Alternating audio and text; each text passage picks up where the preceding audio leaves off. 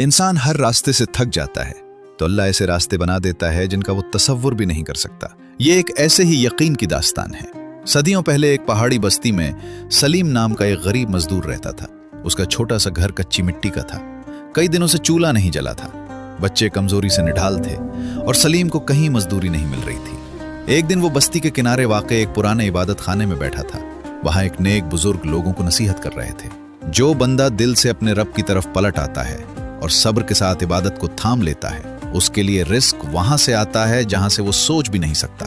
ये अल्फाज सलीम के दिल में उतर गए। उसने दिल ही दिल में अहद किया कि वो अब मुकम्मल भरोसा अपने रब पर करेगा।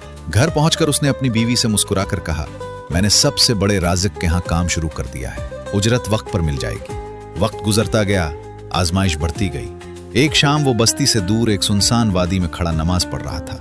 सजदे में जाकर उसकी आंखें भर आईं।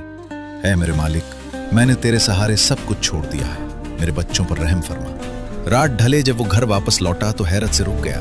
दरवाजे के अंदर आटे और खाने के थैले रखे थे। बच्चे मुतमईन बैठे थे और घर में सुकून था। बीवी ने खुशी से बताया, आज कुछ लोग आए थे, कहने लगे तुम्हारी मेहनत कबूल हो गई है, ये तुम्हारे लिए भेजा गया है। सलीम की आंखों से आंसू बहने लगे। उसे यकीन हो गया कि जब बंदा सच्चे दिल से झुकता है तो रब खुद उसकी जरूरतें पूरी कर देता है।